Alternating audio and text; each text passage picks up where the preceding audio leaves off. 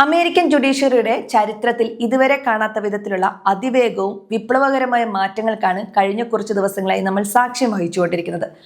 അമേരിക്കയിലേക്കുള്ള നിയമവിരുദ്ധ കുടിയേറ്റം പൂർണ്ണമായും തുടച്ചു നീക്കുമെന്ന പ്രസിഡന്റ് ഡൊണാൾഡ് ട്രംപിന്റെ പ്രഖ്യാപനങ്ങൾക്ക് പിന്നാലെ രാജ്യം ലക്ഷ്യമിട്ട നാടുകടത്തൽ നടപടികൾക്ക് നിയമപരമായ വേഗത കൂട്ടാൻ ട്രംപ് ഭരണകൂടം ഏറ്റവും ശക്തമായ ഒരു കരുനീക്കവും നടത്തിക്കഴിഞ്ഞു. ഒറ്റയടിക്ക് 80-ലധികം പുതിയ ഫെഡറൽ ഇമിഗ്രേഷൻ ജഡ്ജിമാരെയാണ് US ജസ്റ്റിസ് ഡിപ്പാർട്ട്മെന്റ് ഇപ്പോൾ നിയമിച്ചിരിക്കുന്നത്. തങ്ങളുടെ ഔദ്യോഗിക ഭാഷയിൽ ഇവരെ ഡിപ്പോർട്ടേഷൻ ജഡ്ജ് അഥവാ നാടുകടത്തൽ ജഡ്ജിമാർ എന്നാണ് ഭരണകൂടവുമായി ബന്ധപ്പെട്ട വൃത്തങ്ങൾ വിശേഷിപ്പിക്കുന്നത്.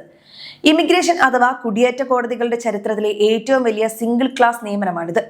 എന്താണ് യഥാർത്ഥത്തിൽ US ഇമിഗ്രേഷൻ കോടതികളിൽ സംഭവിക്കുന്നത്? എന്തുകൊണ്ടാണ് ഈ ജഡ്ജിമാരുടെ നിയമനം ഇത്രയധികം ചർച്ചയാകുന്നത്? അന്താരാഷ്ട്ര തലത്തിൽ പ്രത്യേകിച്ച് അമേരിക്കയിൽ ജീവിക്കുന്ന ദശലക്ഷക്കണക്കിന് കുടിയേറ്റക്കാരെ ഈ തീരുമാനം എങ്ങനെ ബാധിക്കും?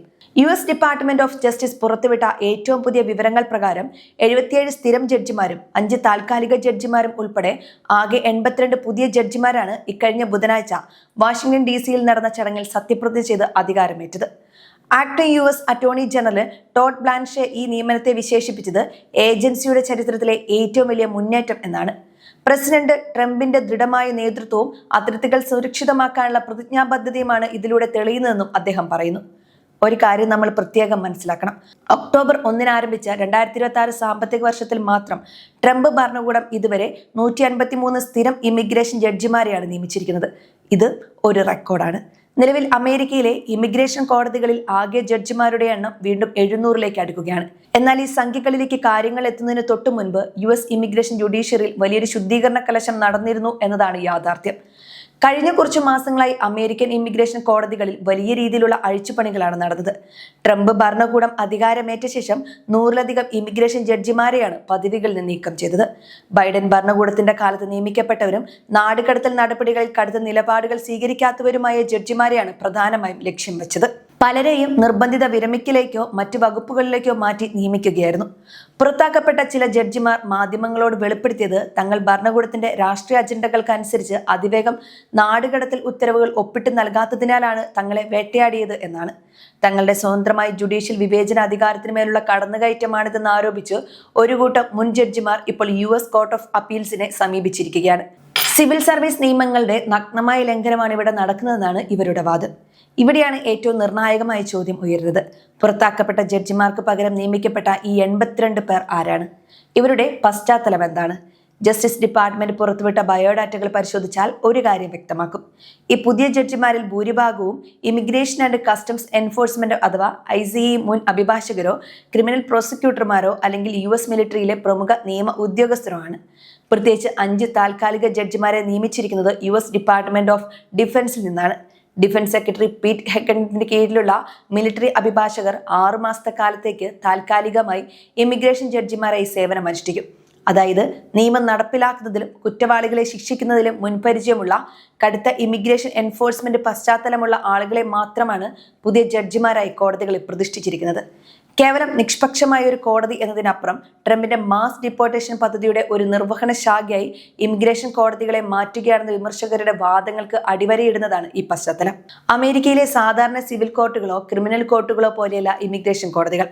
അവ US ഭരണഘടനയുടെ 3-ാം അനുച്ഛേദം അനുസരിച്ചുള്ള സ്വതന്ത്ര ജുഡീഷ്യറിയുടെ ഭാഗമല്ല. പകരം അവ പൂർണ്ണമായും എക്സിക്യൂട്ടീവ് ബ്രാഞ്ചിന്റെ, അതായത് നിലവിലെ ഗവൺമെന്റിന്റെ ജസ്റ്റിസ് ഡിപ്പാർട്ട്മെന്റിന് നേരിട്ടുള്ള നിയന്ത്രണത്തിലാണ് പ്രവർത്തിക്കുന്നത്. അമേരിക്കയിൽ രേഖകളില്ലാതെ പിടിക്കപ്പെടുന്ന ഏതൊരു വിദേശിക്കും രാജ്യത്ത് തുടരാൻ അർഹതയുണ്ടോ അതോ അവരെ നാടുകടത്തണമോ എന്ന് അന്തിമമായി തീരുമാനിക്കുന്നത് ഈ ഇമിഗ്രേഷൻ ജഡ്ജിമാരാണ്.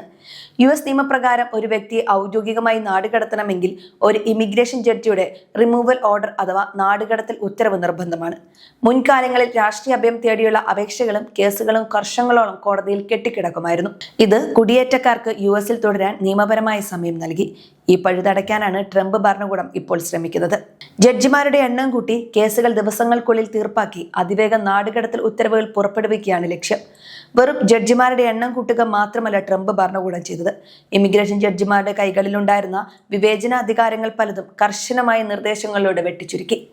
ഒന്നാമതായി രാഷ്ട്രീയാഭയം നൽകുന്നതിനുള്ള മാനദണ്ഡങ്ങൾ കടുപ്പിച്ചു.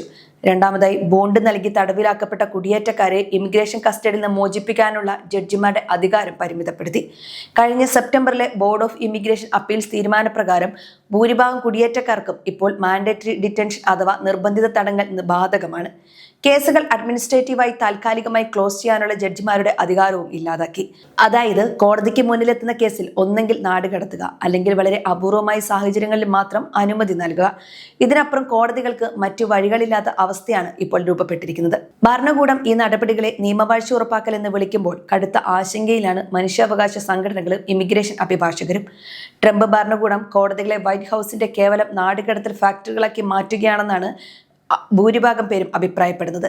ജഡ്ജിമാർക്ക് സ്വതന്ത്രമായി വാദം കേൾക്കാനുള്ള അന്തരീക്ഷമില്ലെന്നും നിശ്ചിത സമയത്തിനുള്ളിൽ ഇത്രയധികം കേസുകൾ തീർപ്പാക്കണമെന്ന ക്വാട്ടകൾ ജഡ്ജിമാരിൽ കടുത്ത സമ്മർദ്ദം ചെലുത്തുന്നുണ്ടെന്നും വാദിക്കുന്നവരുണ്ട്. ഇത് കുടിയേറ്റക്കാരുടെ മനുഷ്യാവകാശങ്ങളുടെയും ന്യായമായ വിചാരണകളുടെയും നഗ്നമായ ലംഘനമാണെന്നാണ് ഒരു കൂട്ടർ പറയുന്നത്.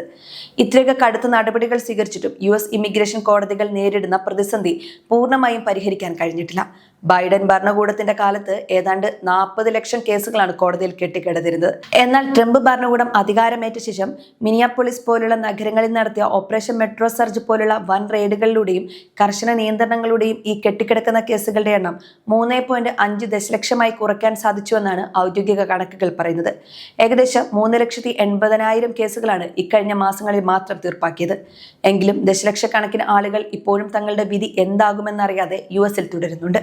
പുതിയ 82 ജഡ്ജിമാരുടെ വരവോടെ ഈ വേഗത ഇനിയും വർദ്ധിക്കും. അമേരിക്കയിലെ ഇമിഗ്രേഷൻ കോടതികളിൽ ഇപ്പോൾ നടക്കുന്നത് കേവലം ഒരു ഭരണപരമായ മാറ്റമല്ല, മറിച്ച് അമേരിക്കൻ ജുഡീഷ്യറിയുടെയും ഇമിഗ്രേഷൻ നയങ്ങളുടെയും ഘടനയെ തന്നെ മാറ്റിമറിക്കുന്ന വലിയൊരു നീക്കമാണ്.